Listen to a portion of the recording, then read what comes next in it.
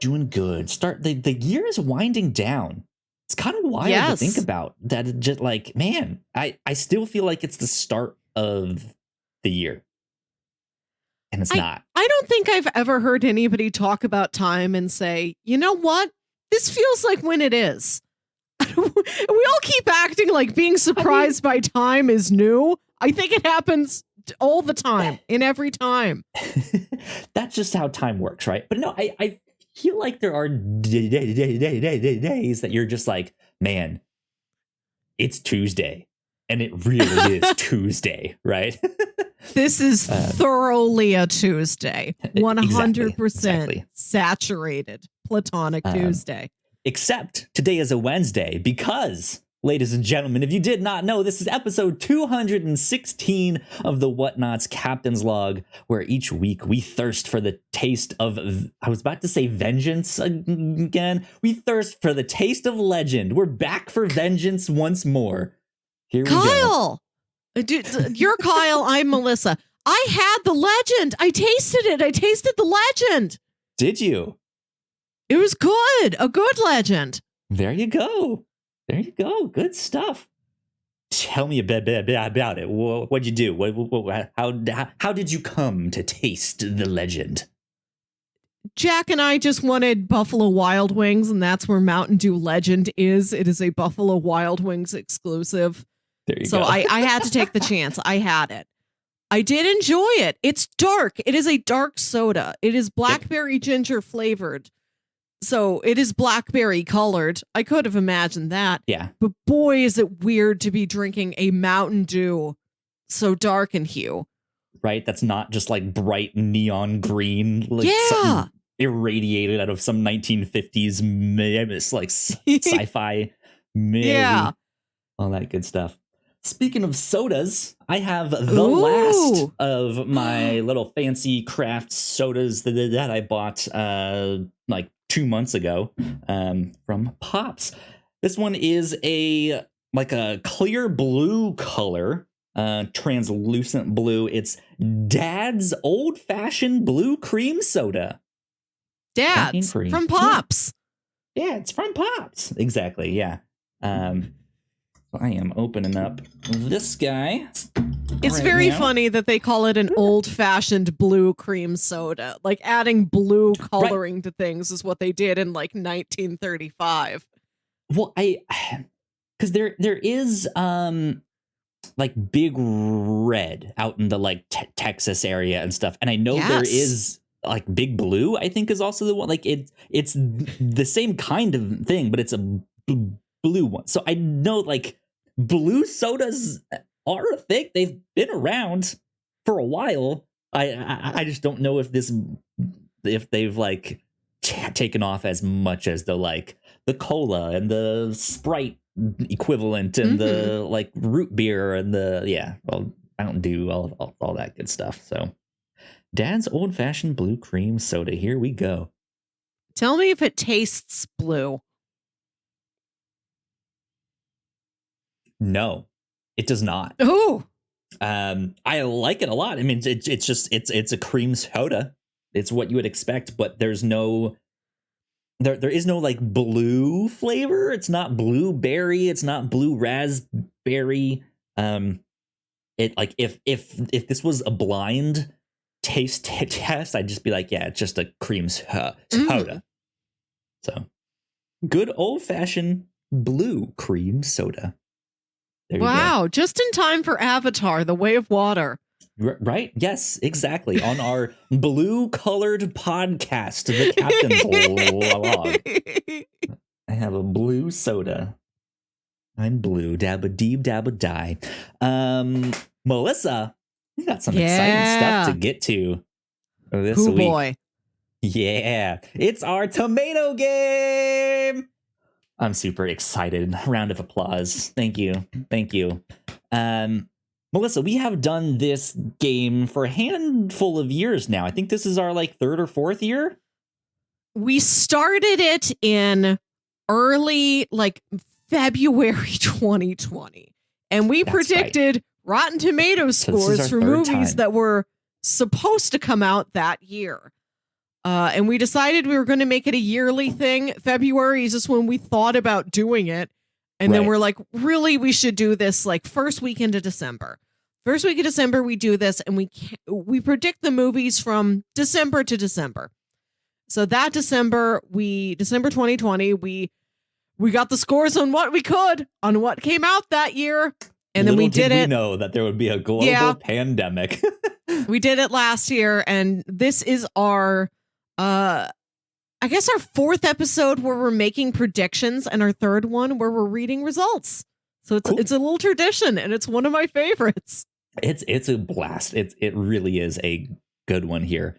So essentially what we do, we have around 20 to 25 movies that we feel like are highly anticipated. We might throw some personal ones on there. Like I in particular am really looking forward to this one, whereas maybe everyone else might not be, or I might be, but you might not be, all that good stuff. But around 20 to 25 movies. And then we each predict what we think the Rotten Tomatoes score of the movie will be.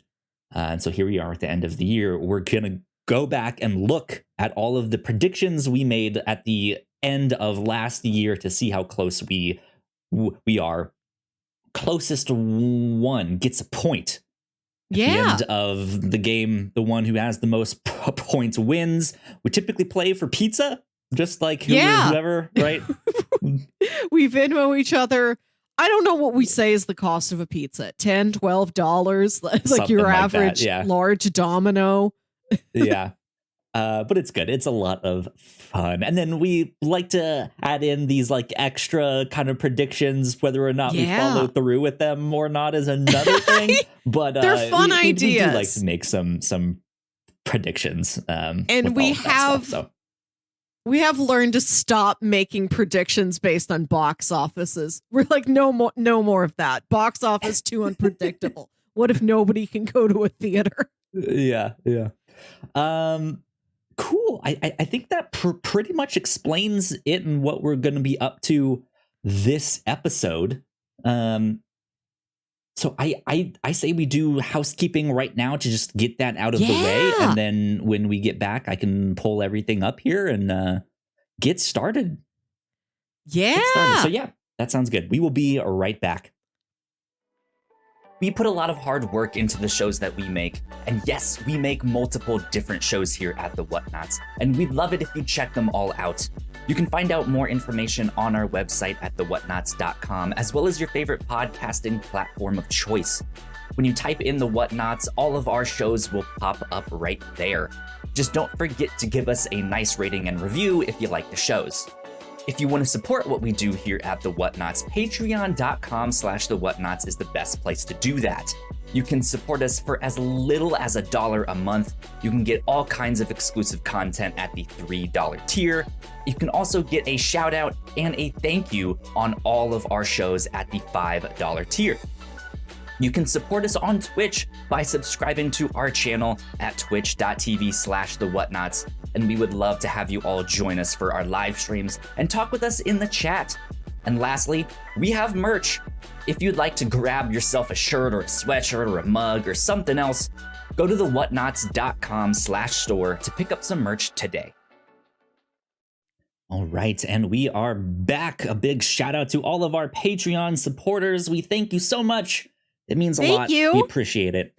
Melissa, right before you and I got on to record this, you and I just recorded our Patreon exclusive podcast for the month of December. So that will be up very shortly if it's not up by time this goes out public to everyone on their podcast feeds. This month on the Pilots Club, we watched Smash. Which I think you said was from around like 2012, 2010-ish. They did have an advertisement musical for drama. Tron Legacy in one thing in the scene there. But yes, please continue. It is a musical drama. It was a show that was about the production of a fictional Marilyn Monroe musical. And I'd love to get those time capsules of anytime anything shoots in Times Square to just see what was on What's Broadway on, yeah. that week. That is exciting. What are they doing, Jersey Boys? Show me. Exactly. So we had a good time discussing Smash. You guys can get that on Patreon for the $3 tier and above. Besides that, though, cool things that we've been up to here at the Whatnauts. Melissa, you and I just started our holiday-themed pitches for the review show. So this past week, what came out today, actually, the day that we're recording this, was the Muppet Christmas Carol. You and I watched that and got to discuss that one. And then for the final episode of the review show for the year, you and I are returning to the year 2000 to watch the Nickelodeon movie Snow Day, which I have not seen or thought about once since the year 2000, except for the fact that I know I loved that back in the day. So I'm so excited to watch that. It's going to be a lot of fun. Speaking of final stuff for the year, I think next week will be our final episode of the Captain's Log proper.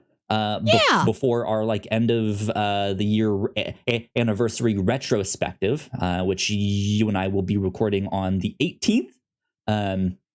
So a lot of good fun stuff planned for that. Be on the lookout.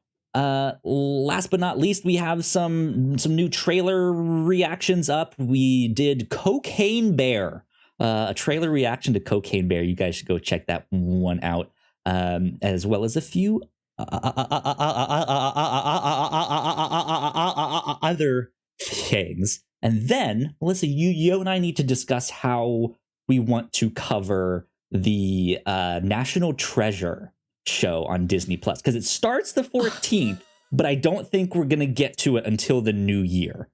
So I don't even know how much of it there is. How long of a show is that? That's also something we need to look up and discuss. Is it 4 episodes? Is it 9? Is it 18?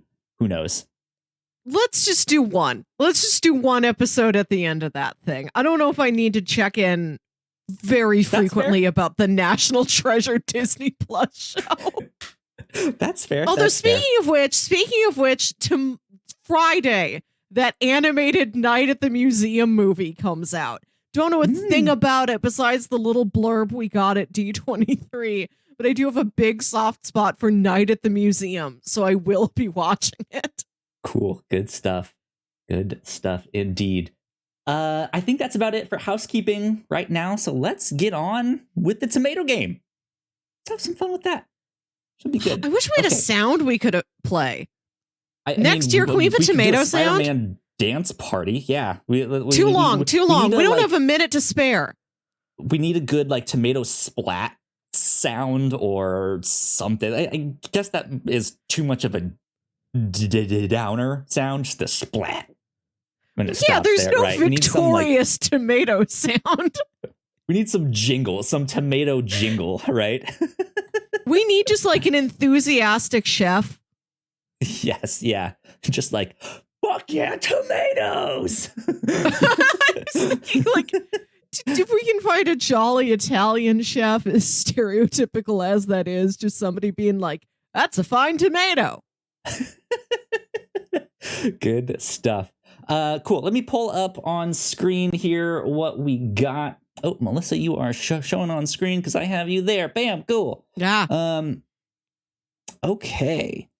So here's our list of predictions from last year, and we need to go through it and see who got closest, who won, who did all of that stuff. I also have Rotten Tomatoes pulled up over here, so we can do all of that stuff. Melissa, what is our first movie that we need to look up here? Spider-Man No Way Home? Yeah. Yes. Spider-Man No Way Home. Kyle, you have to give me editing access to the spreadsheet. You only gave me viewing access. Damn it. Okay, well, let's see if I can do this. Well, you do that. I will remind the listener. Yes, we do this from first week of December to the next first week of December.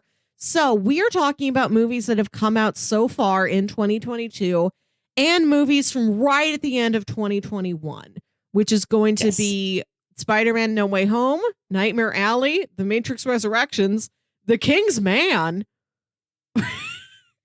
And sometimes we'll do these. It's also fun to predict what movies is anybody going to remember by the end of the year.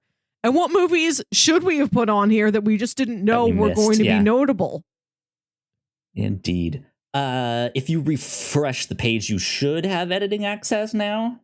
If not, let me know and I can send you the link again on Discord, but it should be set that you can edit things. Yeah, I can type. I'm good. There you are. I see you there now. You're the anonymous anteater. There you go. I signed in. Let me sign in again. Okay, now I should be myself. Anyways, it's showing anonymous on my end, but that's not anything we need to worry about. I just like all the little stuff. You're the anonymous dinosaur now. Whoa! Yeah. Jurassic. Cool. Spider-Man No Way Home. I predicted a 92. Melissa, you predicted a 91. I don't remember my reasoning. Not Spider-Home, Spider-Man No Way Home. Let's see what it got. It got a 93. Ooh, good. We were spot on with that one. Point goes to me on that one. Let's see here. I always like to just mark these green. Cool. I'm color coding them. Yeah. Okay, so you're doing the results. I'm color coding the results. You're gold and I'm red. I will let you do that then. Color coding spreadsheets is literally what I do for 40 hours a week. Good stuff. Next up, Nightmare Alley. This was out December 17th, same day as Spider-Man No Way Home. I think I watched this on HBO Max because it was out like that same day, right? Or like that month later, I think. Yeah, like a month later it was there. I think it was also on Hulu. Might have been a 20th Century release because I think there were Death of the Nile. I think it was also a movie that was on both platforms. I gotcha. Okay, Nightmare Alley. Let's see here. I said a 93. You said a 95. Guillermo del Toro really talked this one up. I put this one on here for directorial excitement and to try and class up all our assorted franchise films. You did, yeah. Nightmare Alley. Let's see here. It got a 81. Ooh. 81. Point also goes to you. Nightmare Alley, plot didn't come together for me, but boy, what a beautiful film. Like technically, yes. Really impressive on that. Incredible. I thought it's to me, it wasn't that the plot didn't come together. It was just a weird one. Right. It ended up just being really weird. But I still liked it a lot. Next up, we got The Matrix Resurrections. Real divisive film here. I predicted an 84. Melissa, you predicted a 73. Let's see here. The Matrix Resurrections. It got a 63 across the board, too. Also on the audience score, a 63. Interesting. All right, point to me. Point to Melissa. Yeah, I ended up liking that one. I can see why it was not great in a lot of people's eyes. It was fine. Yeah, fine for me. And I'd never seen any of these. I watched all the Matrixes in a row for the first time this year. Yep. Okay. The King's Man is next. I haven't seen any of these movies, but I've always heard that people enjoy them. So I scored this one higher than you did by quite a bit. I gave this one an 81. And Melissa, you predicted 66. Mm-hmm. Let's see here. King's Man. What did this get on Rotten Tomatoes? It got a 41 on the tomato meter. However, it got an 80 on the audience score. Wild. Good for them. Yeah. There is a local theater that has a large arcade in it. And included in that arcade is like a 2-lane bowling alley that I guess is broken or something because they've got it cordoned off. It's blocked off so nobody can get back there. And they've blocked it off with giant cardboard standees. That's fun. It's all from movies from late last year, beginning of the year. Like movies that are not notable, they just had large standees. That's the entire point. So I think they have 2 big standees for The King's Man, 1 Death on the Nile, 1 Channing Tatum's dog, a House of Gucci's back there. It's such a fascinating little time capsule. Every time I go to that theater, I'm like, did they swap any out? Who's there now? Well, speaking of things that might be lurking back there in those weird, dark, dusty corners, the next one is Morbius. Morbius. I still have yet to watch this one. I have promised myself that I would watch it before the end of this year. So, oh boy, in case it makes your top 10. Right. At the start of next year, when I like to do here's all the stats of like all the movies I watched, all the shows I watch. Like I want Morbius to be in there. It needs to be in there. But I predicted Morbius would be a 64. Melissa, you predicted a 60. So let's go see Morbius. What did Morbius get? Oh, shit. It got a 15.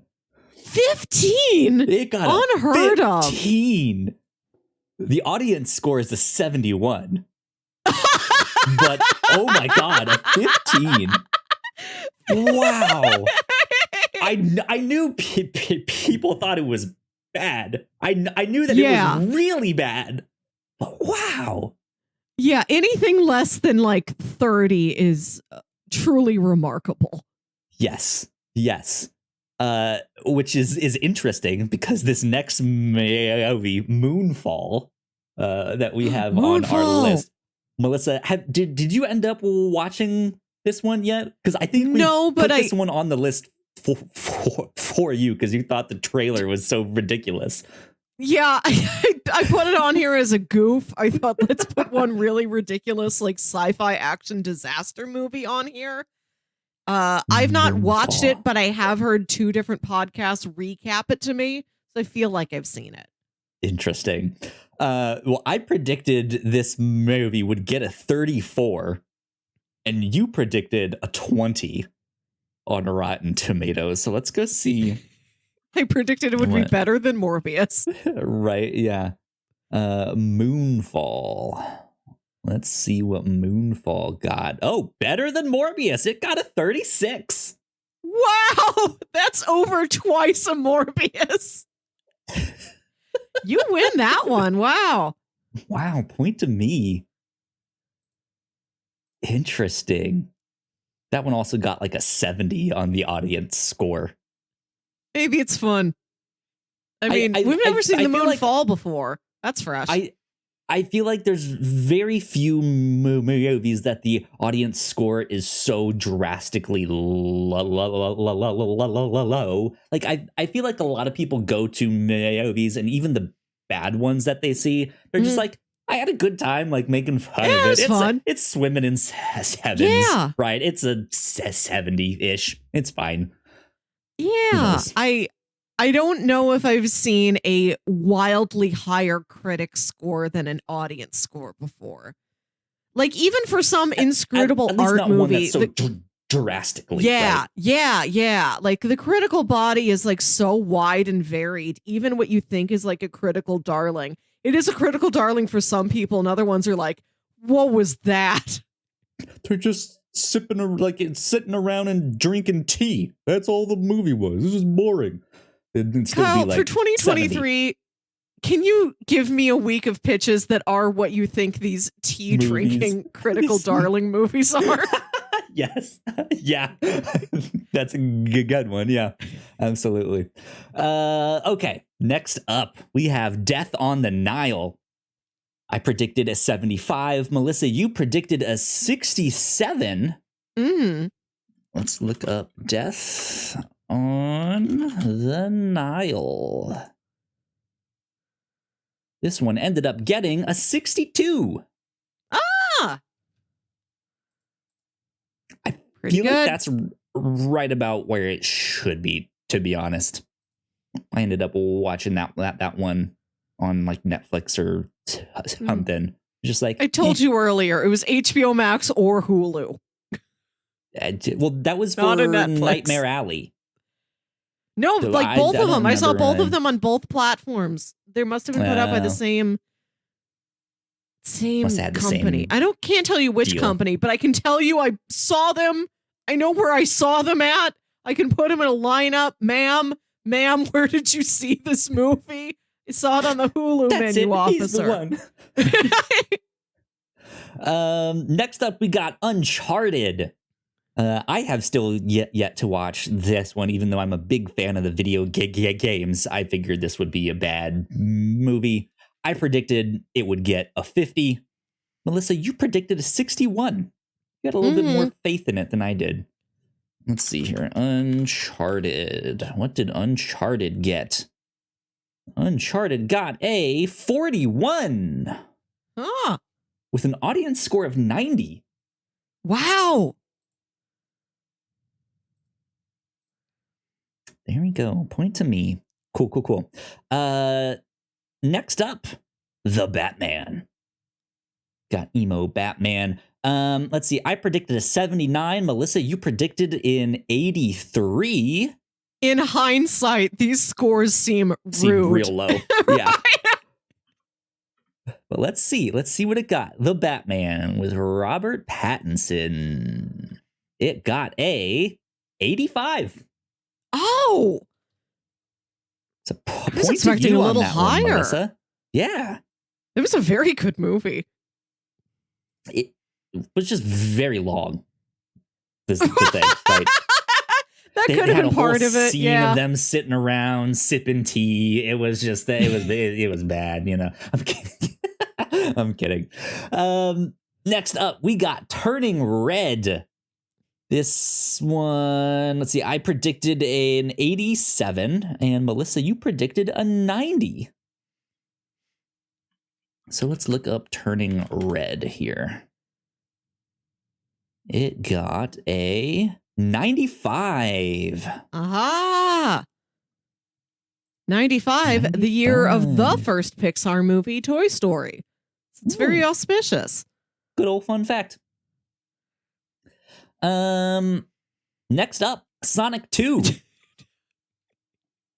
I predicted a 34. Melissa, you predicted a 45. I think this is also one in hindsight. I now feel like these scores are pretty low. People like these Sonic movies. So let's go look up what Sonic 2 got. Sonic the Hedgehog 2. 69. Nice. Yeah, real low. Right, point low. To me. Man. Okay, next up, Fantastic Beasts. I just want to take a second and put these in perspective. So sure. Sonic 2 is better than Uncharted, Death on the Nile, Agatha Christie's Death on the Nile, bested by Sonic 2.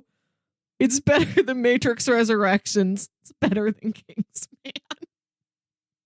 Gotta go fast, man. You know what I mean? That was the problem with the King's Man. He wasn't fast enough. Ray Fiennes didn't eat enough chili dogs. Yeah, that's what Morbius got at 15. Not enough chili dogs. Next up, we have Fantastic Beasts and the Secrets of Dumbledore. This one, we had a big discrepancy. I said a 70. I thought this one would be fine. Melissa, you said a 32. I saw the first Fantastic Beasts. I had an all right, a sufficient time. A sufficient time was had at Fantastic Beasts the first. Did not see the second one. Did not hear positive reviews of it. Yeah.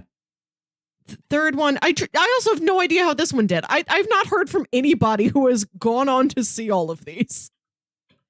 Fantastic Beasts and the Secrets of Dumbledore. Here we go. What did it get? It got a 46. Oh. 46. Interesting.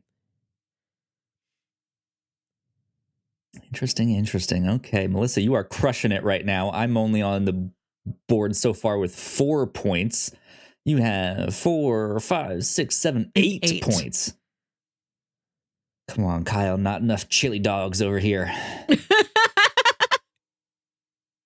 Next up, we got Doctor Strange 2. I predicted 78. Melissa, you predicted an 85. I have a feeling you're gonna win this one. Doctor Strange in the Multiverse of Madness. Here we are. It got a 74. Oh. I got a point on that one. Interesting. What was the audience score is an 85. Huh. I feel like, well,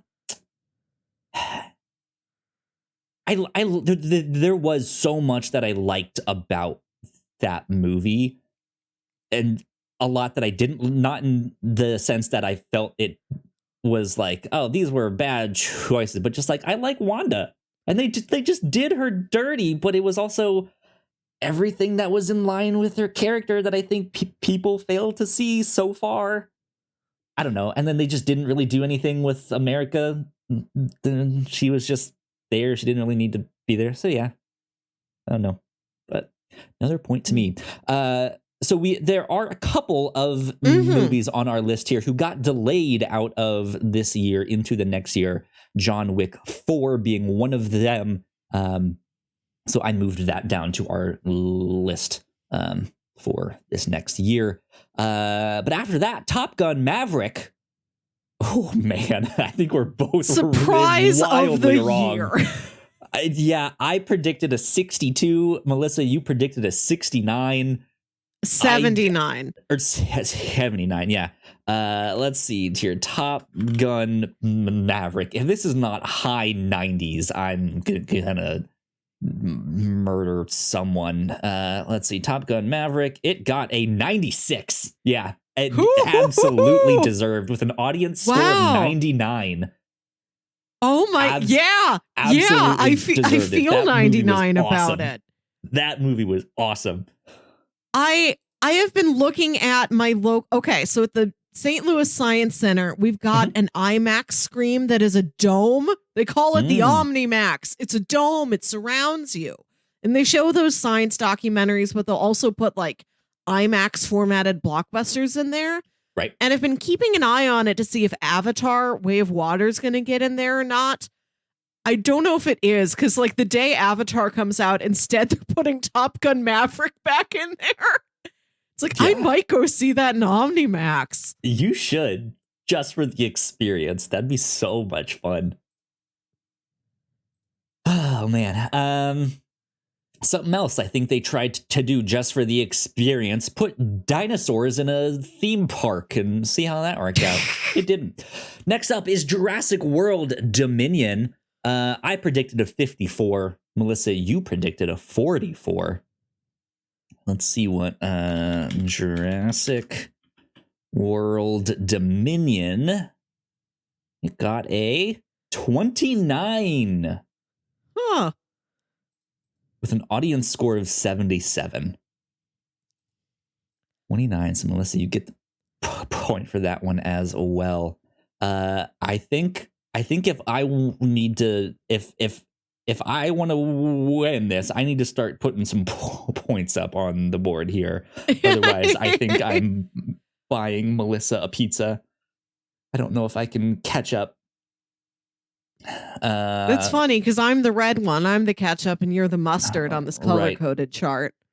Either way, you're light years ahead of me. And speaking of light years, Melissa, the next movie is Lightyear. Kyle, you went whole hog on Lightyear. You predicted Lightyear will be the best reviewed movie of the year.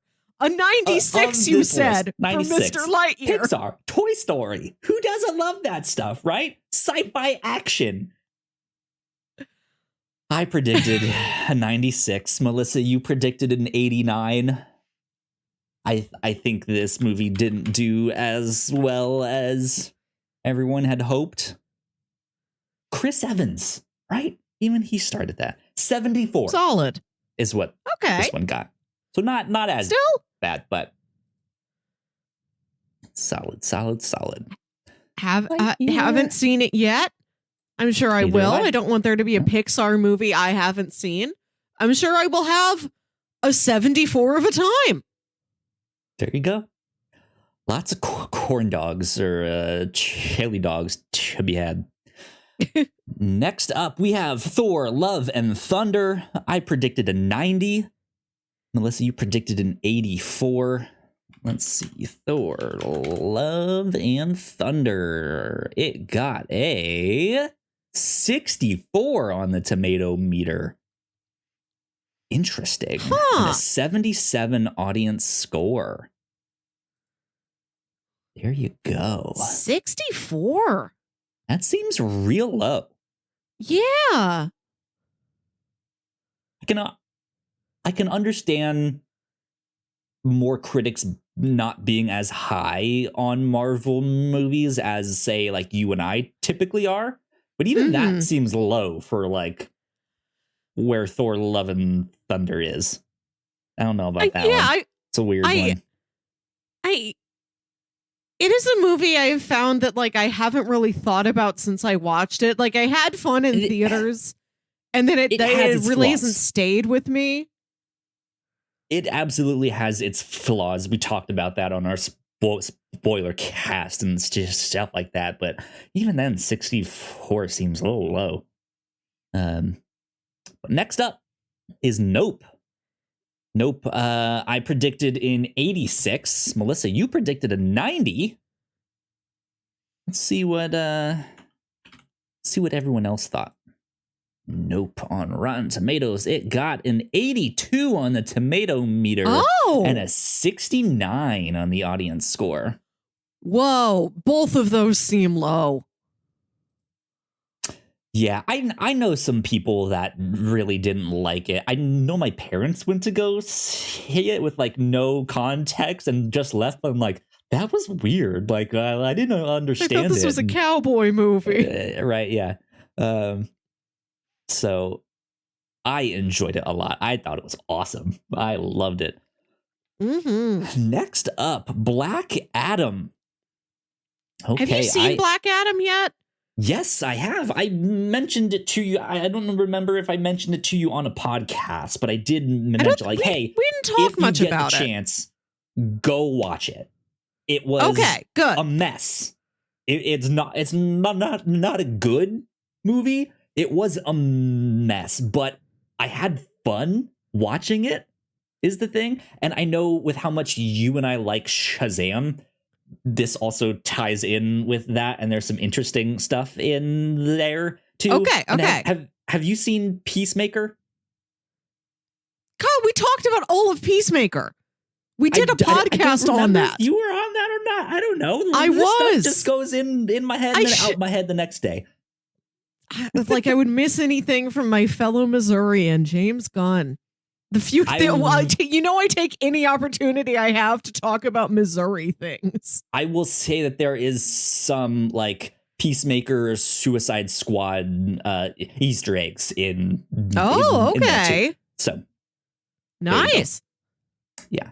So yeah, I predicted a 78. Melissa, you predicted a 48. Let's look up Black Adam.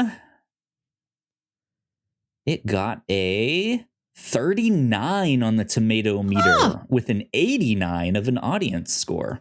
Wow. I think that is the biggest gulf we have seen yet. Yeah, there you go. So, Melissa, you get the point. I'm pretty sure you've won the game at this point because there's only two things left here. We have Halloween Ends. I predicted a 48. Melissa, you predicted a 50. Let's see what Halloween Ends. I have heard very little about this, but I haven't heard the greatest stuff about it. 40. 40 on the tomato meter with an audience score of 57. Interesting. I also have yet to see it. I didn't hear great things about the middle one, but I watched that and I had I could find time. I could tell why people didn't like it, but I think the parts of it that worked well on me. You know, it's the slasher horror movie. Like I can have a lot of fun with those. I'll probably have fun with this. Okay, last but not least, Black Panther 2. Man, I predicted, well, I don't know. I want to say my prediction was a little bit low, but I also don't know. That might be around where it's sitting at. I predicted in 82. Melissa, you predicted a 93. So let's look up I cannot spell Black Panther Wakanda Forever. Here we go. It got an 84 on the tomato meter and an audience score of 94. There you go. So you got 8 and I got... You definitely have more than 8. 13. Yeah. Well, there you go. Woohoo! All right. Melissa, you are the champion. The pizza is yours. I'm the pizza lady. Even though I wore my Pizza Lord hat again that I got for my birthday in hopes that I would be walking away with pizza. Well, let's take a look at our bonus predictions. Yeah. Okay, let's start with yours. You said, I'm going to read this one first so you have time to go look it up quietly on your own. Moonfall or Death on the Nile will make the least amount of money at the box office. Sure. Out of the collection of movies we talked about here tonight. So we'll see if you got that one right. Best reviewed movie you said was going to be Lightyear. We know that did not happen. Not at all. You said more than 8 Oscars between all 25 movies. As for Oscar wins, I know we got some nominations. I think Spider-Man got an effects nomination. Nightmare Alley had some technical category nominations. I guess we're really going to have to wait till the end of this year to see, because only like 4 of these movies from this set of predictions were Oscar eligible. So maybe next year we'll see what Black Panther 2 gets. That could get costumes, production design, to Angela Bassett, score, any number of things. Yeah. We'll see. That one's a null. That one's a null for right now, and we have to come back to it next year. Okay, that's a 33. Let's see here. You also said 52. The Batman will mention or hint at least one of these characters. Hugo Strange, Thomas Elliot, and Victor Zsasz. None of them were in there. You said The Batman. Yes, I did get that one, though. I don't remember these. Thomas Elliot at Hush. There's some hints at that. Okay. I don't remember that. Okay, you get 1 point for that, so you get 9 points. Hugo Strange, that's Pierce Brosnan, right? He's in Black Adam. Yes, Pierce Brosnan is in there. Yeah. Okay. He plays Dr. Fate. Oh, Strange and Fate are two different guys.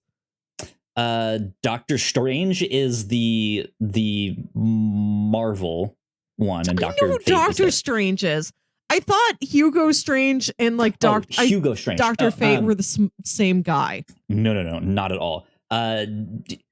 Hugo Strange is a Batman villain. He's a doctor that figures out Batman's identity, and is just like mad scientist. Hugo Strange. Okay, so we have a Doctor Strange, another guy named Strange who's also a doctor, but he's not the Doctor Strange, and also a guy named Dr. Fate. Yes. Dr. Fate is DC Comics' version of Doctor Strange. That's it. I'm going to bed.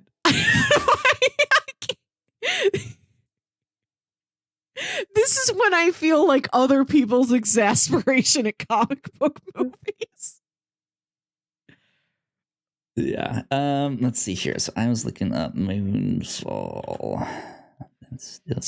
Actually, if your prediction was Moonfall or Death on the Nile will make the least amount of money at the box office, you have to look up those, and then you'll have to look up other movies for a sample size. So that one might take you a while. Let's see here. Death on the Nile. We should have prepared these. We forgot about these bonus predictions and how much research these things involve. I'm pretty certain that Moonfall is bottom of the barrel here. Okay. I'm going down. Well, I don't know. I don't know how. So I'm on boxofficemojo.com. It's the domestic box office for 2022. And I have it in descending order for total gross. Oh, whoops, what was that? It just switched on me. What happened here? Go back. For total gross, Spider-Man No Way Home is up at the top with Top Gun Maverick and Doctor Strange and Black Panther, Jurassic World, The Batman, Thor Love and Thunder. They're all up there. Sonic the Hedgehog beat out Black Adam. But it also has the Eternals on there, which is like, that's not... Huh? I don't know why that's in there. I guess it was still in theaters in early 2022 in certain ones, because it came out that previous November. But Moonfall is way down there. But then for total gross, it also looked like... where'd it go? It looked like Nightmare Alley made less than Moonfall. Oh. In terms of total gross. In which case, that prediction is not true. Yeah. Triple R is also right in there at that same mark. It says that Nightmare Alley, its total gross was 11 million. 11.3, and then Moonfall, its total gross was 19 million. Weird. I don't know. So didn't get it. And then I think my Oscar won. That there's no way that I we'll see. We have to wait for the rest of these movies from this set of predictions to be Oscar eligible. So we'll talk again in February. Okay. So looking at my predictions, my guess for needle drop of the year was going to be Sweet Dreams Are Made of These by the Eurythmics. I guessed that might pop up in a film. It did not pop up in any of the films that we saw. Maybe it's in Morbius or Sonic 2. We don't know. Never know. He's eating a corn dog and it's like, sweet dreams are made of these. Who am I to disagree? Did they just do the Quicksilver running very fast scene again, but it's Tails? Right. Yep. Exactly. I predicted that Toby and Andrew would be in No Way Home, and that was true. You got it. Yep. To the benefit of us all. I guessed that Into the Spider-Verse 2 would have a voice cameo from a live-action Spider-Man alum, whether it be a Spider-Man or anybody from any of those films. That is yet to be seen. Also yet to be seen if Mission Impossible 7 will involve some sort of futuristic travel, such as maglev train or self-driving car. That one's waiting. And I predicted that in Jurassic World Dominion, the dinosaurs would attack a Margaritaville. That didn't happen. And I predicted that the Batman would score better than either of the Batman movies featuring Ben Affleck. Sure. Like, this will be the best since the Christian Bale ones. This will do better than Batman v Superman and Justice League. And it did. That is correct. There you go.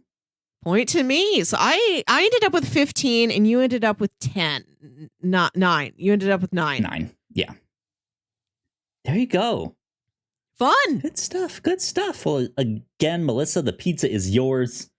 Congratulations for winning last year's tomato game. But now it's time for us to get to predicting movies for this next year. Yes. So, Melissa, I will. We'll have. Do you mind reading off all of these names? Yes. Stuff like that. Okay, this is our list of 26 notable releases through the end of 2022 and up through the first week of December. Oh, but we got to take some of these off. Yeah, it goes from December to December. So we got to knock 2 of those off of there. First week of December 1st to December 1st is what we call it. So we're going to be making predictions on Avatar, The Way of Water, M. Night Shyamalan's Knock at the Cabin, Quantumania, Cocaine Bear, Shazam, Fury of the Gods, John Wick 4, D&D, Honor Among Thieves, the Super Mario Brothers movie, Renfield, that movie where Nicolas Cage plays Dracula, Guardians of the Galaxy Volume 3, Fast 10, the live-action version of The Little Mermaid, Spider-Verse 2, Across the Spider-Verse, Part 1, Elemental, which is the new Pixar movie, The Flash, Indiana Jones 5 and the Dial of Destiny, Mission Impossible 7, Dead Reckoning Part 1, Oppenheimer, Barbie, The Marvels, Disney's new live-action Haunted Mansion movie, Blue Beetle, Kraven the Hunter, and Dune Part 2, Still Dunin'. Yeah, the Dunening. Doing it well. And doing things this far out, there are some movies that seem so intangible. Like, we have no proof that they're still happening yet. Will Blue Beetle still come out on August 18th? Who knows? They seem to be drip feeding information about Blue Beetle out there, which amazes me because I still can't believe that they're making that movie. Like, it's kind of baffling to me because he's a little bit more of an obscure character, and Wonder Woman 3 just got canceled today. Like all that stuff with James Gunn now in charge. They're starting to get their first like steps out there to clean the slate and be like, here's what we want. But they are making a Blue Beetle movie, apparently. And also, I'm sure there will be things that will be big next year that we just can't see that far out right now. Yeah. You know, maybe there's things that were intangibly on the slate that are now like getting slated to come out within this next year that we just don't have on this list. Maybe something small will pop up and surprise everybody and be like a huge thing. We don't know. That's kind of the fun of this. We see what we get right and what we get wrong. Yep. Okay. First one, Melissa. Avatar, the wet guy. What The is your wet prediction guy. for Avatar the Wet Guy? You know, I'm going to go 74 on that one. Okay. In the past, I have not looked up the existing scores of movies, but this year I'm going to give it a try. Sure. Avatar the original got an 82. I think this one could beat it. I'm going to say 86. I think at least on the technical front, I think this is going to be a really outstanding experience. Sure. Yeah. And I do wonder that if it took him 13 years to make this movie, what's in there? What's happening? It's not just that it's taken him 13 years, but he says he already has plans for Avatar like 6 and 7. And right. I'm sure that he hasn't just been working on Avatar 2. He has been working on Avatar 2, 3, 4, and 5. And that's part of the delay. Like he wanted that next series to be like a really cohesive chunk, which I admire. I kind of admire this like approach where I'm going to take a lot of time to make the second one. And then I know exactly how the second one's going to lead into the next couple ones after that.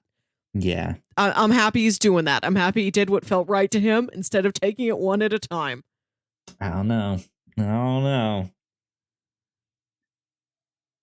Anyways. Knock at the Cabin. M. Night Shyamalan's Knock at the Cabin. Put this on here for me because he's one of my favorite directors. Yeah. And we needed something to like fill that space between blockbusters. So between Avatar in December and Ant-Man and the Wasp Quantumania in February, we've got little Knock at the Cabin. Knock, knock. I'm going to go 46. I don't think that one will review critically well.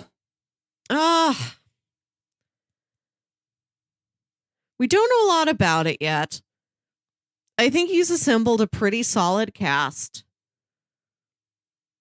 I don't know. I have faith in what he can do. I'm going to give I'm going to give him a 65. Okay, that's fair. Still, like, not outstanding. but I think Good, about that range may be how people will receive it. Yeah. Okay. Quantumania. Yes. I'm going to say 72 on that one. Okay. I'm going to go a little higher. This looks very promising. I've watched New Rockstars did a video where they tried pre-ranking all the movies that are going to come out in Phase 5. I saw that they did that. I didn't watch it, but yeah. It's a really interesting exercise to imagine where you think everything's going to rank in potential to everything else. 4 out of the 5 of them put Quantumania first. So that gives me a lot of confidence in the film. I'm going to say 88. Cool. Oh, man. Next, Cocaine Bear. Imagine what this film contains. Oh, man. Like, this is the struggle. Like, part of me wants to say this is going to be just good, stupid, dumb fun, so I should rank it higher. But that's the audience score. I think people will have a great time with this. I don't know if it's going to review critically well, so I'll just give it a 69. Why not? So you're putting this on par with Sonic 2. I think Sonic 2 is our barometer now. I mean, maybe the bear takes the cocaine and then goes fast and gets a bunch of chili dogs or something. Right? Eats a sapphire. Eats an emerald. Yeah. Whatever Sonic does. Does he eat the Chaos Emeralds? To be honest, I have no idea. I'm not a Sonic kid. I'm gonna guess a 58. Okay. That seems like a movie that understands what it is. So I think it'll do at least mildly well. Hopefully the critics understand what it is too. But they're not just sitting there and drinking tea. What is this? Kyle, when you started this bit, it was about sipping tea and talking about the mysteries of life. And this is reduced down to purely the act of the beverage. Like tea alone is what gets a critic riled up. Oh, man. Next up, what do we got? Shazam! Fury of the Gods. Hell yeah. Man, we both really enjoyed this first one. Yeah. I don't think it was as critically well received, but I'm still fairly optimistic about this one. Actually, the first Shazam movie got a 90. Oh, did it really? Yes. Interesting. So we were right about that movie.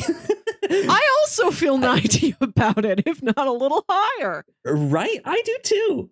I'm gonna say just a little bit lower than that. I'm gonna give it an 86.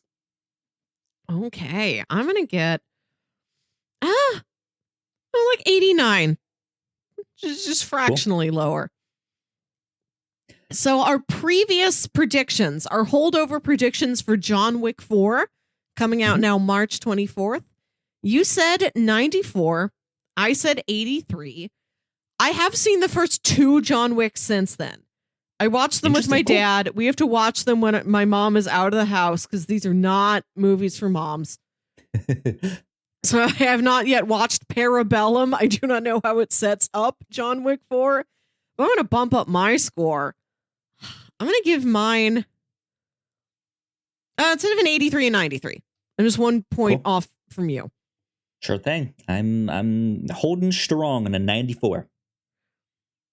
Okay, next up, Dungeons and Dragons: Honor Among Thieves.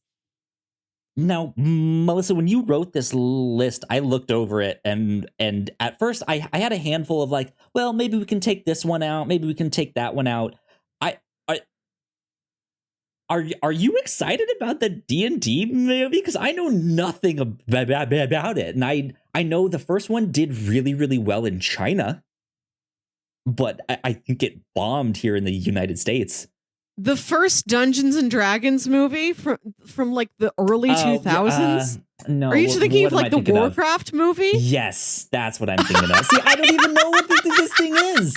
I was sitting there like, this is the sequel. Check out the trailer.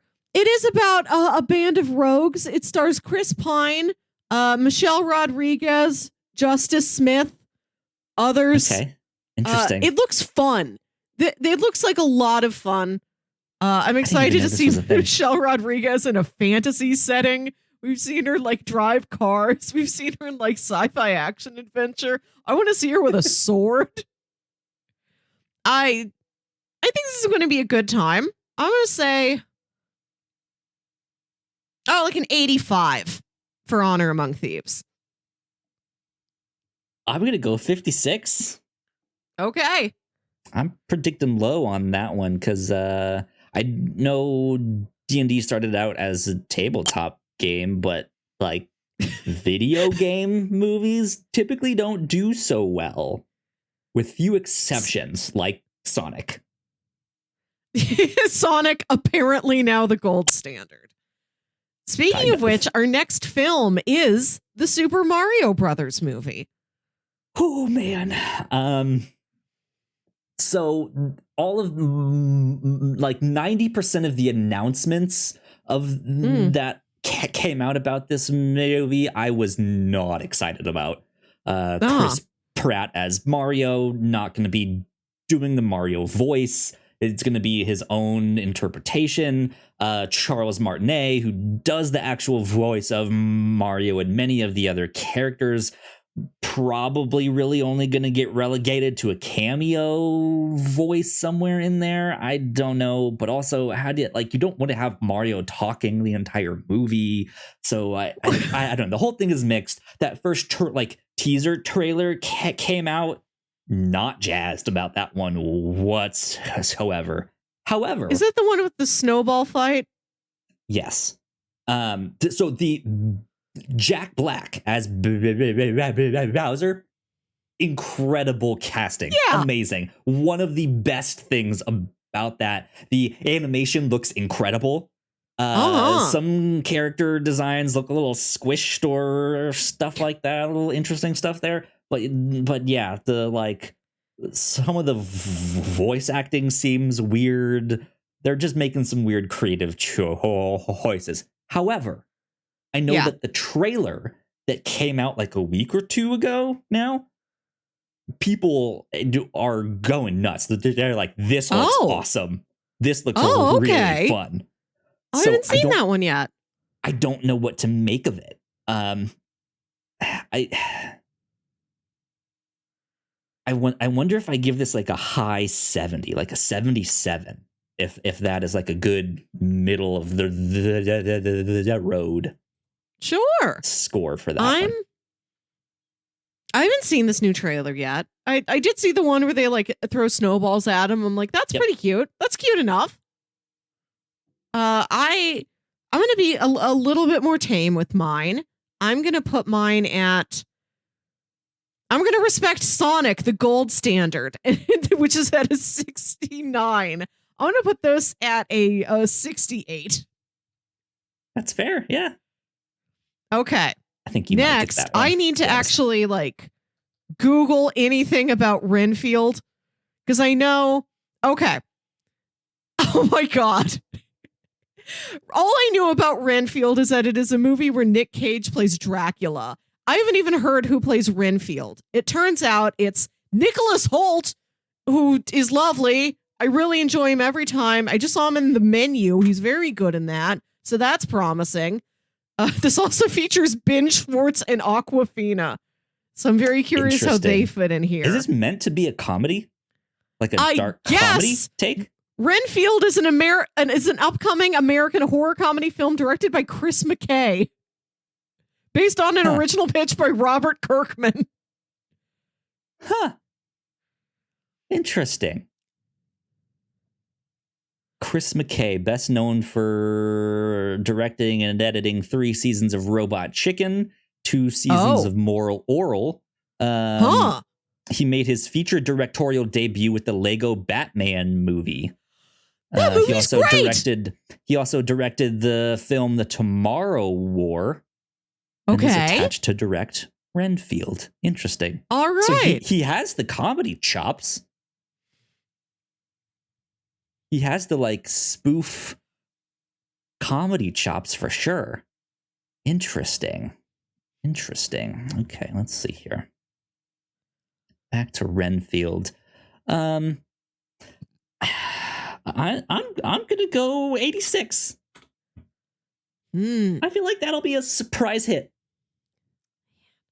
I kind of want to give this a 77 because it looks like Two Fangs. Go for it. It looks cool to me, but I really have nothing to go on yet. I don't mean that to be it's Dracula's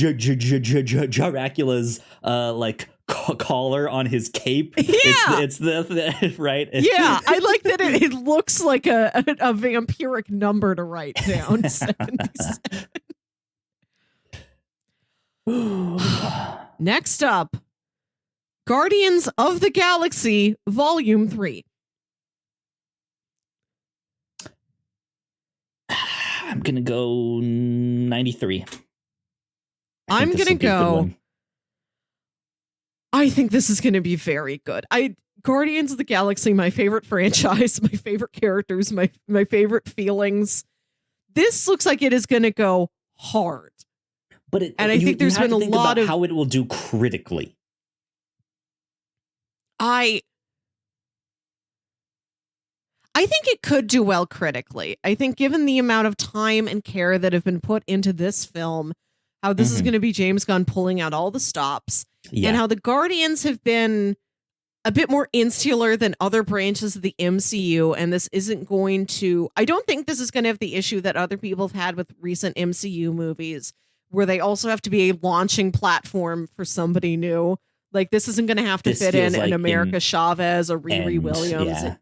Yeah. So this is, I think it's going to get to be more efficient about what it wants to do and not also have to, like, this is going to tie together the two things that came before it. It's more about that and less about what are we setting up next.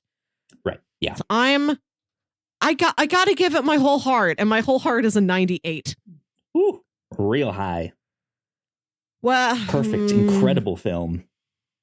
I mean, 93 is high too. Like we both think this film is going to be really good, right? You're trying to outsmart me. You're tricking me. Okay, and this is a game, Melissa. Playing the game.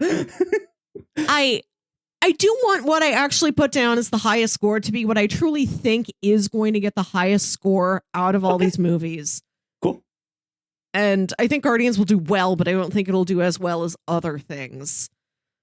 Man, okay. I'm gonna give it a 96. I'm gonna put it at Maverick level. Cool. Good stuff. Good stuff. Next, Fast 10. Oh man. Fast 10. I feel like this is just going to be a jumbled mess of amazingness, right? Just complete spectacle. Plot barely there. Who knows how they got in space? But the air and space dogs are already out there. Who knows what's happening in Fast The Space 10. Buddies. Right? The Space Buddies. Yeah. Fast and the Furious 10 is Space Buddies 3. I'm gonna rank this one low because I think critically it's gonna do bad, but audience score is gonna be through the roof. I'm gonna say this is a 45. I'm gonna go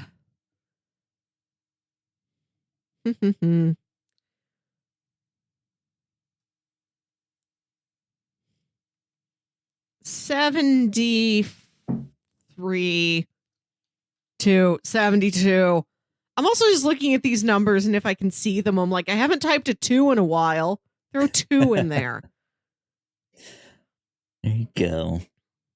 Next, the Disney live action adaptation of The Little Mermaid.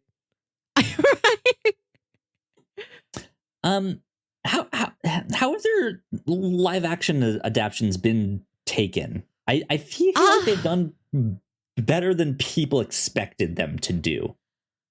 Right. Like, I feel like people are middling about them. I think it's been a trend that they were getting tired of. But from what I've seen, I don't know. Like, this one looks like it's taking itself very sincerely. People like the casting of, her name's Halle Bailey. Like, you look at it too fast and you think somebody wrote Halle Berry wrong, but her name is Halle Bailey. Every time I looked at this movie, I had to do a double take. Her name is Halle Bailey. Melissa McCarthy's playing Ursula. Ursula, one of the plus size icons. 79. I'll go a little higher. I'll go an 81. I mean, it's Little Mermaid. It is what you know it is. I don't know if they're making any large plot overhauls. It's also Disney. I don't know. Next, we are porting over Spider-Verse 2. Across the Spider-Verse. Is it still a part 1? I don't remember if it is still considered part 1. I think they might have dropped that in favor of having what will be part 2 just be the third. Like have its own subtitle, but I also don't remember if that's correct. Okay. So across the Spider-Verse. Last year when we thought it was supposed to come out this year, you put a 93 and I put a 91. I'd still say that's solid. Yeah, I might put that 91 seems a little low.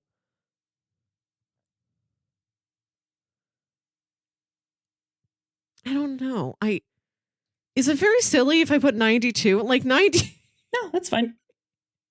Like, I don't want to match you or outbid you. but I'll give it one more point.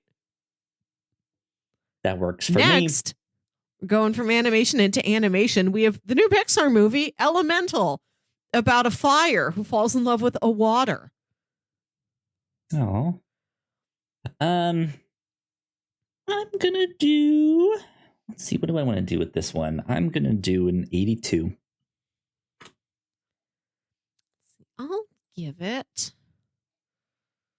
I don't think I've even seen a trailer for that one. I saw a brief trailer ahead of... Well, what? Fablemans, I guess. It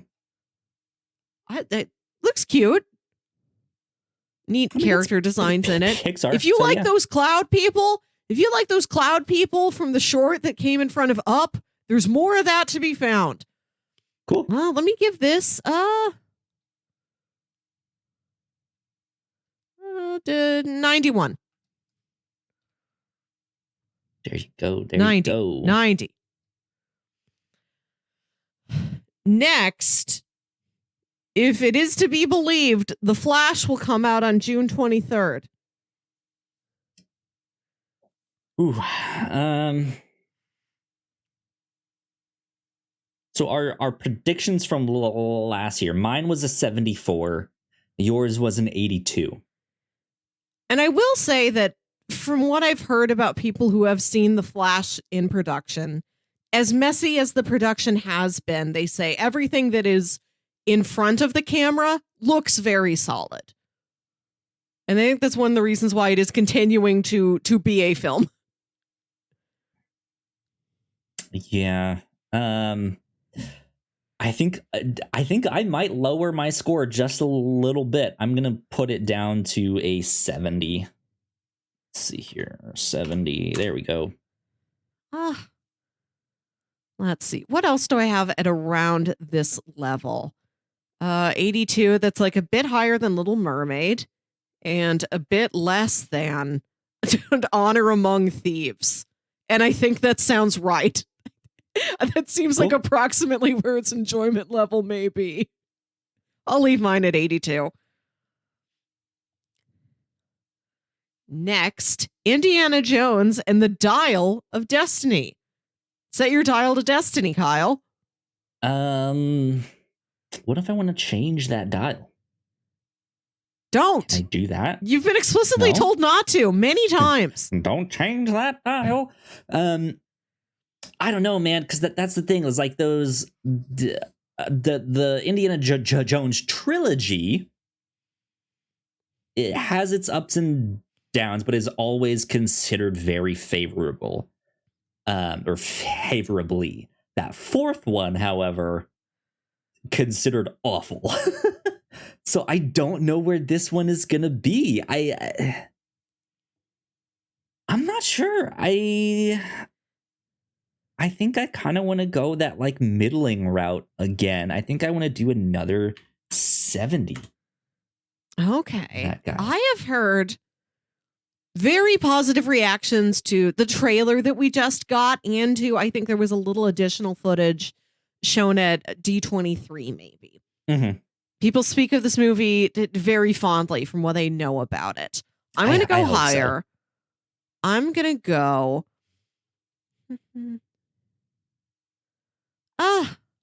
94. I think they know what they need to do after what happened in that kingdom with those crystal skulls. Oh, don't mention it. Oh God. Yeah, I hope that one does good. I want it to do well. We'll see. Next, we are moving over Mission Impossible Dead Reckoning Part 1. You had originally given an 86. I had given an 89.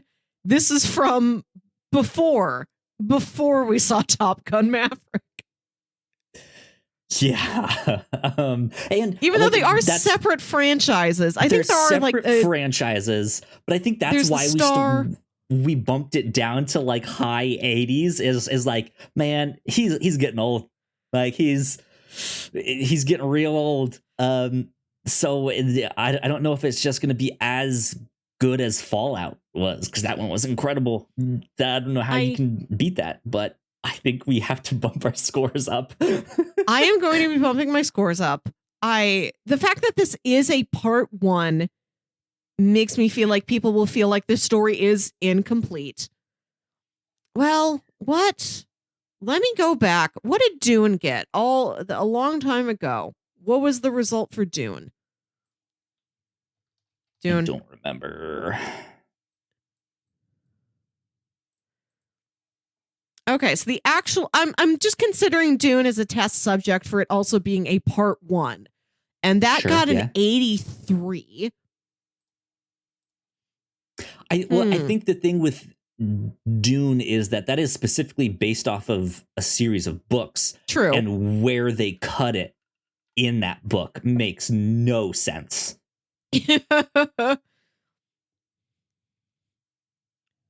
I think I'm gonna go 93. I'm gonna go. No, I'm gonna do 94. I'm gonna do 94.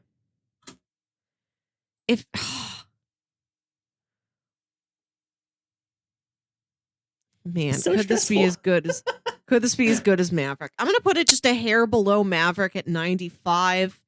Yeah. Just to consider the part 1 conundrum.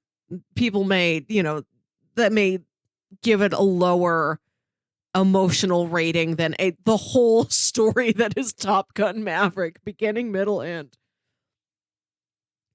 Next, we have Christopher Nolan's Oppenheimer, about Oppenheimer, the guy who made the nuclear bomb. Yeah. Starring all your Christopher Nolan friends. Cillian Murphy, others. I think it's pronounced Cillian, right? I don't know. Murphy? I feel like I've heard both, and I don't know what's actually true. Anyways, Oppenheimer, the new Nolan film. Nolan's always pretty well received, right? Especially critically. I'm gonna do an 88 on that one.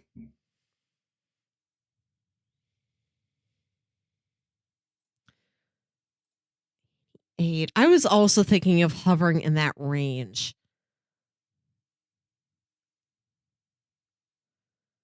I feel like we've been really close on a lot of these, and we haven't had any like Moonfalls or Morbiuses in here to really spice things up with a low rating. Yep. We're feeling very positive about everything. Everything's graduating with at least a B+. I'm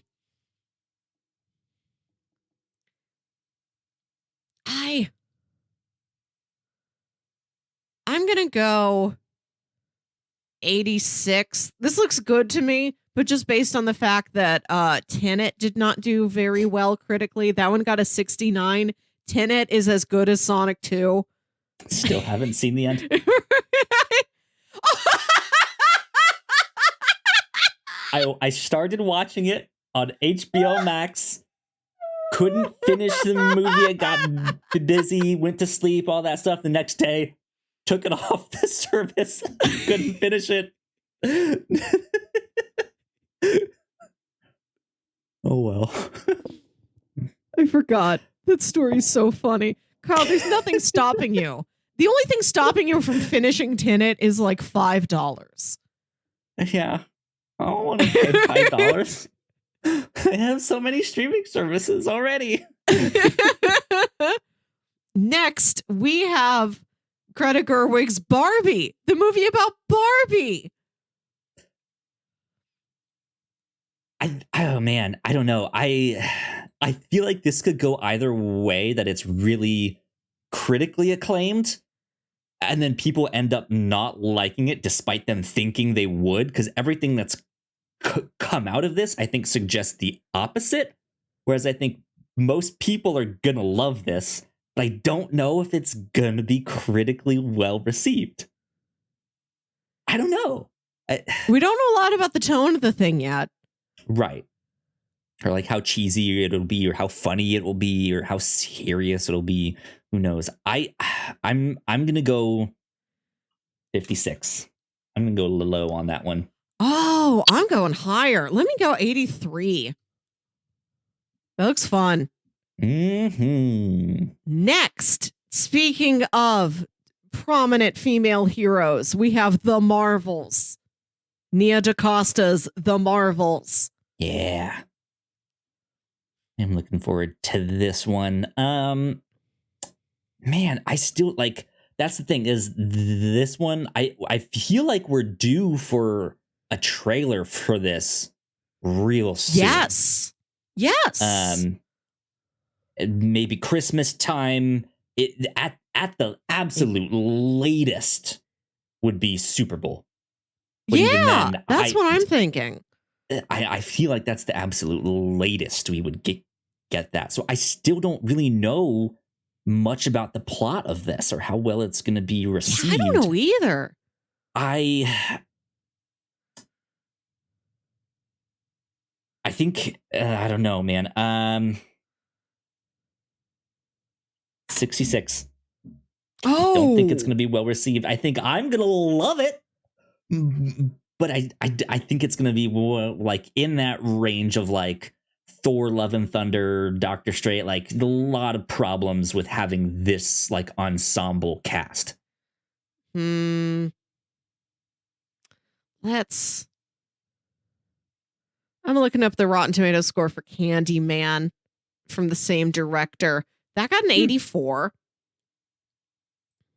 Let's see. I'm going to put it. Let's put this one at, God, I've been hovering right about the 80s. I'm going to give it like an 85. Okay. I think this looks like something they could pull off. I think they can do it. Sure. Next is a much more mysterious film. This is Disney's new Haunted Mansion adaptation. Nothing to do with the Eddie Murphy film about the agents of Evers and Evers Realty. It's about a new cast of characters. Owen Wilson's in it. Who else? Wow. Haunted Mansion. Yeah, we all know what he says. We all know what he does. Haunted Mansion. To Owen Wilson, Tiffany Haddish, Jamie Lee Curtis, Lakeith Stanfield, Danny DeVito, Morbius, Rosario Dawson. Morbius is in this. He's in there as himself. Morbius is a way more fun name to say than Jared Leto. I don't know if it's Leto or Leto, but I know Morbius is Morbius. Leto. Jared Leto, yeah. I'm gonna Dan go 74. Levy, Winona Ryder. I think that one will be I know there's solid. more things to 74. say about a film than me just yelling names at you, but it's just like spooky Haunted Mansion adventure. I don't know if there's much plot to speak of yet. Yeah. I think it'll be fine. It'll be serviceable, right? Just kind of par for the course. 74. That mansion sure will be haunted. Right. No doubt about that. 999 ghosts can be haunted.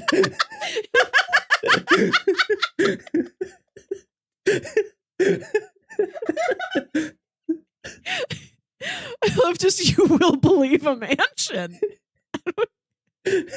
Nobody leaves and says, I thought that mansion was false.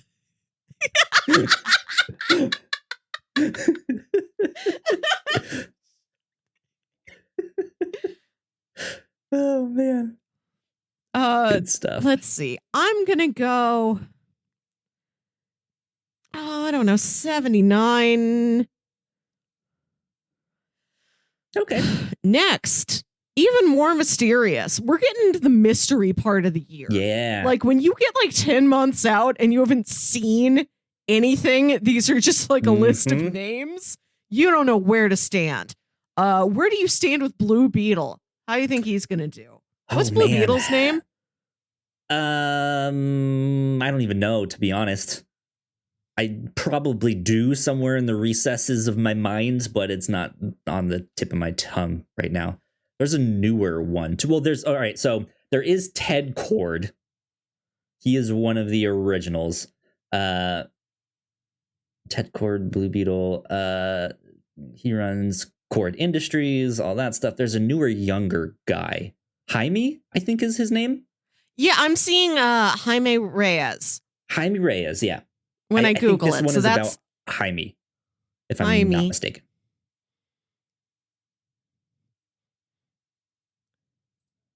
Jaime Reyes. Man, I don't know. Everything I've seen about this so far is surprisingly good.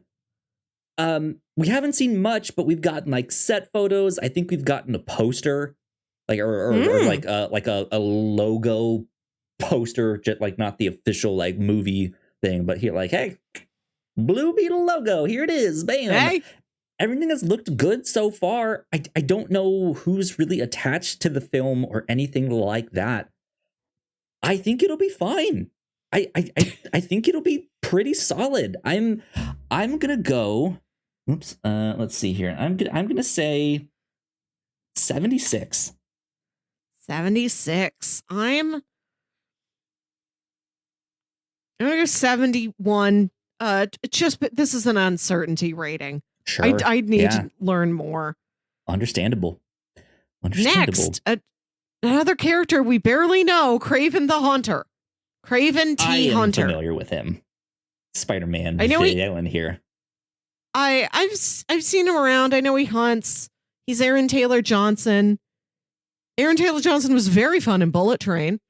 He was great in Bullet Train. I liked his physicality. I think he is like bulking up for this role, which I think is great. I don't have any faith in this movie whatsoever, especially with the performances of Venom, Venom 2, and Morbius. I'm rating this one real low. I'm going to go 42. 42. Oh, I was going to go even lower than that. But with the knowledge that I'll probably have a fun enough time, I enjoy Venom. I enjoy Venom 2, Let There Be Carnage. It asked me, would you let Carnage be here? And I said, sure, bring him on in. He's invited to. This holiday season, bring Carnage into your home with a Blu-ray or DVD. It's this weird fascination that Sony has with their Spider-Man movie rights thing and trying to make the villains happen. And trying to make them happen without Spider-Man is the thing. Like, Kraven the Hunter, I don't know if he's an interesting character by himself. But with Spider-Man there, with this, like, hey, I've conquered every other animal on the planet. Here's this like man spider thing, right? Like, let me hunt the Spider-Man. Like, that is more interesting when he is this like he is this like Tarzan like hunter, George of the Jungle like character walking into New York City trying to hunt Spider-Man, and not necessarily in a comedic way. Kraven's Last Hunt, that book is awesome. And it is very dark. He kills Spider-Man and wants to like take his place and do all that. Like, it's creepy. I just how do you make that without Spider-Man? What I'm hoping is that in this movie we see him kill a spider and we see him kill a man, and then in the future when he meets Spider-Man, he's like, this is what I've been training for. They've come back to haunt me and joined forces. I put a 33 for Mr. Kraven T. Hunter. That sounds about right, yeah. Does he have a day job like how Michael Morbius is a doctor? Or does he just hunt full time? I think he gets involved with like different hunting organizations, or even like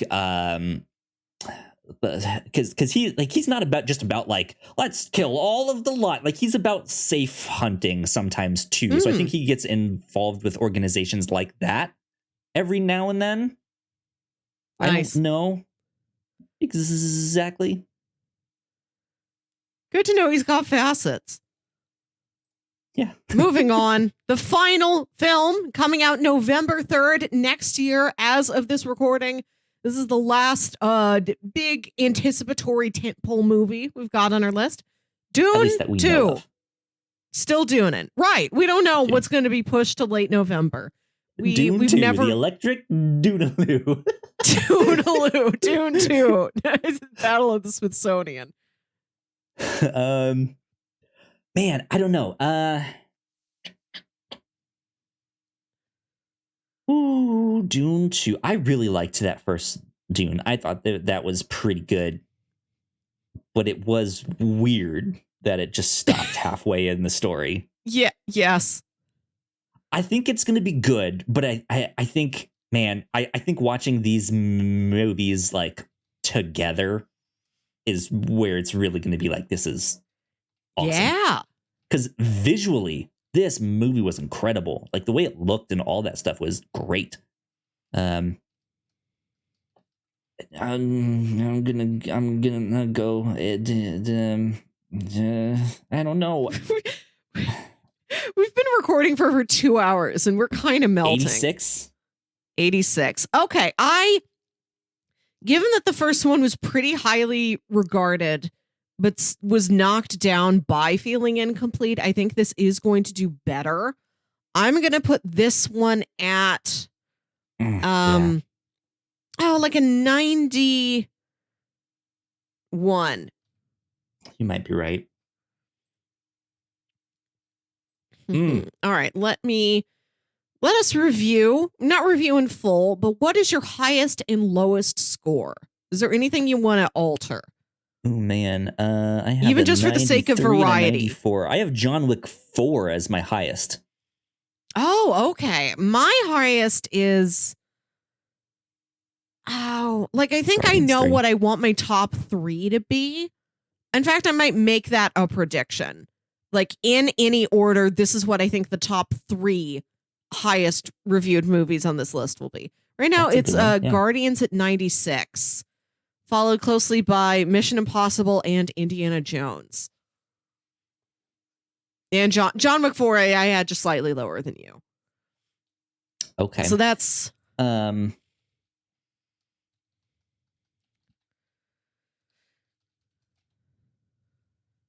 biggest upset movie.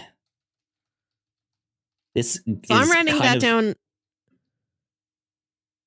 Kind of counter to the predictions we just made, but I'm going to predict the biggest upset of like one we thought would be that good, but then turns out to be bad. Or I thought you meant like the opposite way, like a Maverick situation. Biggest discrepancy. Okay. From our okay. Let me put that. Let me say biggest discrepancy. Discrepancy. I hope I spelled that right. Biggest discrepancy, I think, is going to be. Let's see. What do we got here? We got Marvel's Barbie. Let's do. Ooh, I could say Oppenheimer. That feels prime for a. Yeah, that could be an interesting one. Yeah, though it's Nolan though, and I don't feel like it's gonna be a spy thriller. So I feel like he'll be fine, but there's no like big action set piece unless they're showing bits of the war.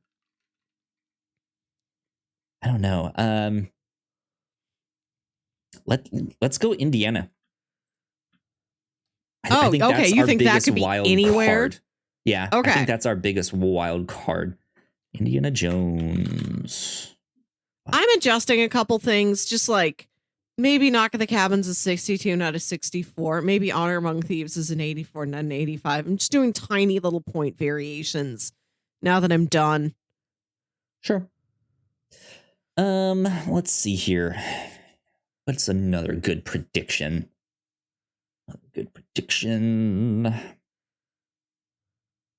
Do we know what the plot of Fast 10 is going to be? Do we know like a basic outline? No. You know what? I'm going to swap my scores for Fast X and Little Mermaid. Because looking at it now, I feel like Fast X might do better than Little Mermaid. Okay.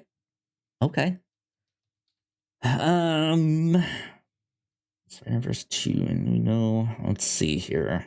Can I do anything with Spider-Verse 2? What may be done with it? Yeah, what can I predict about that one? I'm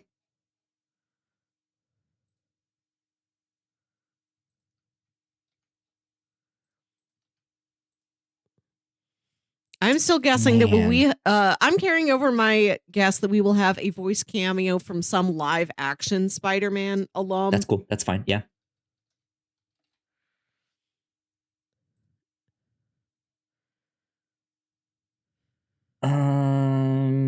Super Mario Bros. Movie.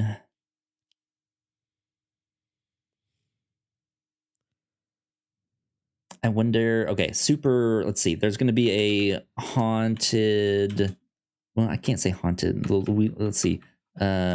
Luigi's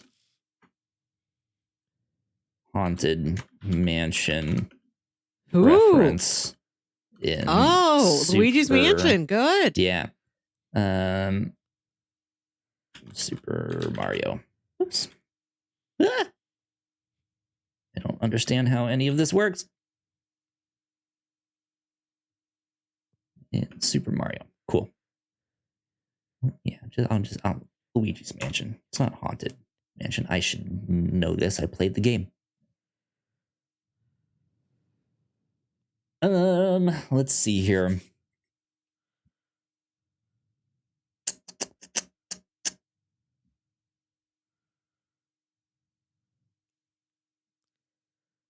This is the part where we just sit and stare and think. Who's Rami Malek playing an Oppenheimer? I want to do something with that one. Let me see here. He's playing Dr. No. Right, yeah. If we don't know who he's playing, my prediction is he will be a villain. He will be an antagonist of some sort. Again. Maybe he's Oppenheimer's best friend. Yeah, I don't know. Let's see, who is... I don't know. Rami Malek. I know Oppenheimer was a real guy, but I don't know the characters of his life. Was he married? I don't know. Playing an Oppenheimer. Let's see here. Rami Malek, where are you? Rami Malek, where are you? What's going on here? I bet he's still going to have his mustache. You know what? I predict a great mustache this year. I don't know who has it. Oh, yeah. I don't know in which film. There will be a notable mustache in the film of 2023. Besides Mario and Luigi. Sure, yeah.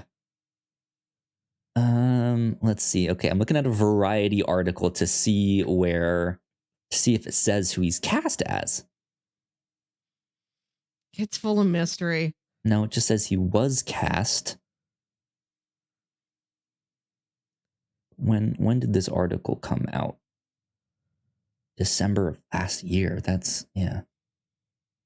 Who is he playing? Even if it gives you a name, you're not going to know what that name means. Well, I can look up the person to be like, oh, is he a bad guy? Is he evil man? I don't know if Wikipedia articles will tell you in such black and white terms. It's not going to be like Google searching something and just has the answer up there. Bad man, right? Alignment, chaotic evil. Okay, well, I just off of a quick Google search, I can't easily find who he's playing. So my prediction is going to be that Rami Malek. I cannot spell. Malek is playing an antagonist in Oppenheimer.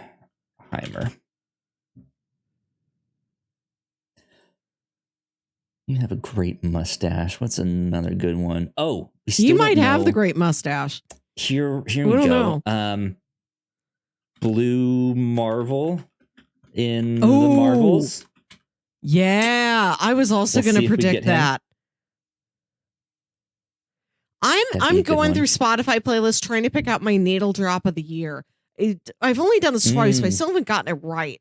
I'm thinking of some sort of 80s or 90s like girl anthem, something that could fit the timeline of maybe of the Guardians 3 Zune, Maybe it could fit into Barbie or the Marvels. You don't think they're gonna do the like "I'm a Barbie Girl" song or some remix of that? I know they will, but I want to predict something that has a chance to show up in more than one film. Not like if it's not in Barbie, I'm not hearing it anywhere else next year. I don't think it's. Maybe that's a really great scene in Renfield. I don't know. I'm a Barbie girl in a Barbie world. It's in Renfield and Oppenheimer. Both of them. Yeah. Oh man. God. Let's see if Oppenheimer is a comedy. What do they do? What is a joke they could do in it just keeps cutting to that footage of the real explosion anytime anything bad happens. Like, oh no, I've got 2 dates on the same night. Oh man. Let's see. I want to do I want to do something about D&D, but I don't know. Like, this is like an in-world D&D game, right? Or is it about characters playing the tabletop game? Do we know? I don't think there's any sort of framing device like a Jumanji. I think this is truly like you're in the world. Okay. I think I have a needle drop. I just scanned through my 80s playlist. I see what perked my interest. I'm going to go this year with Like a Prayer by Madonna. Okay. Madonna sounds about right. Right. Oh, Knock at the Cabin. We need to predict what the twist is. What is the twist? Yeah, let's cold predict the twist now. God. So all we know is that Dave Bautista and his little gang go up to the cabin and they knock at it and they tie up the dads. The little girl is not tied up. She might be okay. And they're like, you have to make a very important decision about saving the world. Like, that's what the tagline is at the end of the movie. Will you make the choice? What do you think the choice is? It's gonna be that, like, if the two of them live, the apocalypse happens. So they need to, like, kill one or the other. I feel like they have to make a choice between do I die or do you die? I'm going to guess that there is something important about the cabin. Like that building, like the cabin itself or the land it's on. There's a specific reason why Dave Bautista and his little gang went to that cabin specifically. I think like there's some sort of logistical importance there. Knock at the cabin. Let's see if next year I remember what phrases like great mustache and cabin is important mean. Let's see. Or is it something like are these? Oh man, are the like I feel like it's the two guys, the two dads, two daddies. Right. Is the cabin important or are the dads important? We don't know yet. Two zaddies have to decide who to kill.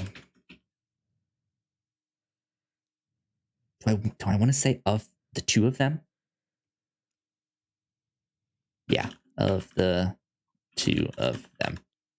She's only walking out of there with one dad? Yep. You can only have one dad in this life.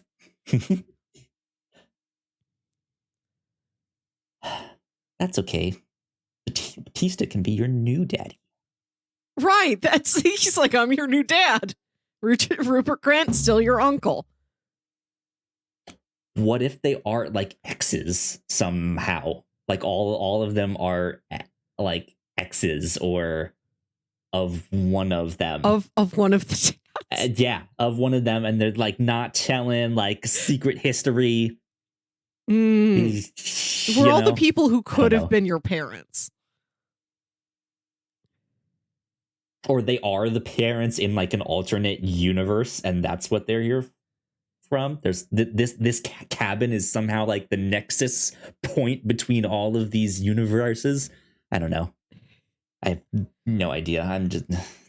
You're not going to get this one, but I think Haunted Mansion is going to have a C reference, a reference to the Society of Explorers and Adventurers, which is part of Disney Parks lore. Okay. I've been on the like Haunted Mansion ride, at least the one in Florida, right? Yes. Well, yeah, I don't know anything about all that stuff. Let's see. I'm gonna do one more. I want to do it about Spider-Verse, across the Spider-Verse. We know we have Miles, Gwen. We know we got Miguel from Spider-Man 2099. We have the Indian Spider-Man. Yeah.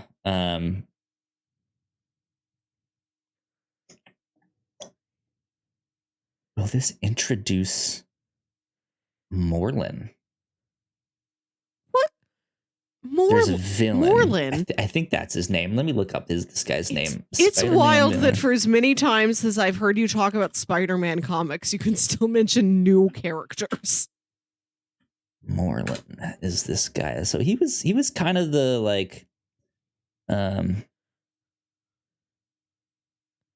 let's see here. Let me get this one, see what this guy says here. According to Wikipedia, Morlun first created in 2001 by J. Michael Straczynski and John Romita Jr. We just watched something that J. Michael Straczynski just did during Horror Month. You Happy and I? Death Day. He wrote Happy Death Day. Oh. Created Morlun. Morlun is the blah, blah, blah, blah, blah. He is an entity from Earth 001 that hunts all of the spider totems by traveling to the many multiverses of Marvel Comics. He's best known as the temporary killer of the Earth 616 version of Spider-Man in this story, Spider-Man, the Other, and is the main antagonist of the Spider-Verse storyline in the comics, in which he and his estranged family, the Inheritors, attempt to kill all the versions of Spider-Man as prophesied by him. I think that's a good prediction. Across the Spider-Verse will introduce Morlun, and I think that'll also be good because I know Sony also wants to do their Madam Web movie, and they're like live action stuff, and so once they get the like Spider Fam together, all these different multiverses, Morlun makes these prophecies by like feeling the web, right? Like a spider can know like all the point, and that's also what Madam Web can do, kind of. So Morlun. If you talk about comics for too long, I'll glaze over and I'll look at the middle distance, and I keep thinking about what if Oppenheimer was a comedy? Like the bomb goes off and it's just a slow zoom in on his face, and the Curb Your Enthusiasm music plays.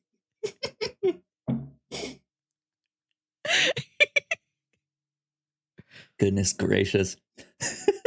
It's the God, what's why am I not remembering the guy's name? He played Benny Hill. Benny Hill? No. He played the Adam's dad. Oh, you didn't see Black Adam. Damn it. The Atom or the Atom? God, what's his name? The meme where he's just like, no, the old guy. But y'all are screaming this meme at me right now. I know it. The meme where the guy has the coat over his arm and he just looks around? No. Is this the guy? Yeah, it's Larry David. About. It's the meme of Larry David just like shrugging, just being like, eh. Right? Like the bomb explodes, you hear all that stuff, and him just being like, eh. Wait, so he's in Black Adam, Larry David? He plays the original the Atom. Like he is their Hank Pym. Basically. Wow. Yeah. Wow, I really don't know what's in this film. Yep. You got Hawkman, you got Dr. Fate, you got the Atom, all sorts of people in here. When will DC bring us the Thanagarian Snare Beast? You never know. We have Hawkman in here, though I don't think he's the Thanagarian version in this one, but whatever. Finally, I want somebody to dust off that old idea from the 90s where Superman fights a big spider. They did that in Wild Wild West. Right, but that's a mechanical spider. Somebody could still fight a big biological spider. I really hope that is the like Kevin Smith story. Yes. Yeah? Okay, good. Yes.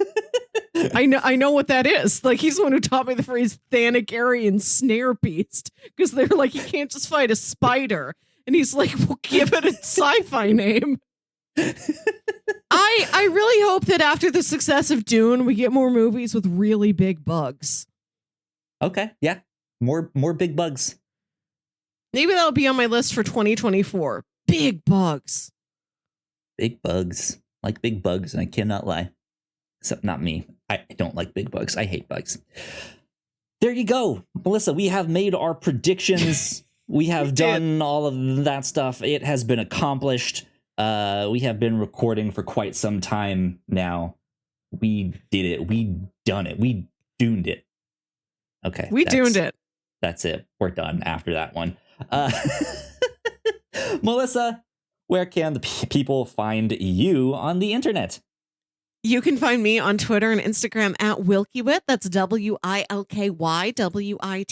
And listen to my other podcast, Saturday Morning Obscurities. There you go. You guys can find me at Yo Kyle Springer on Twitter, co-host and Hive, which happens to be down right now. But you guys can follow all of the stuff that we do at the Whatnauts on those very same social medias. If you are watching the YouTube version, we got some more videos over there for you to check out. That would help us out a ton. So please go like, share, and subscribe. This has been number 216 of the Captain's Log. We will see y'all next time. Bye. Bye.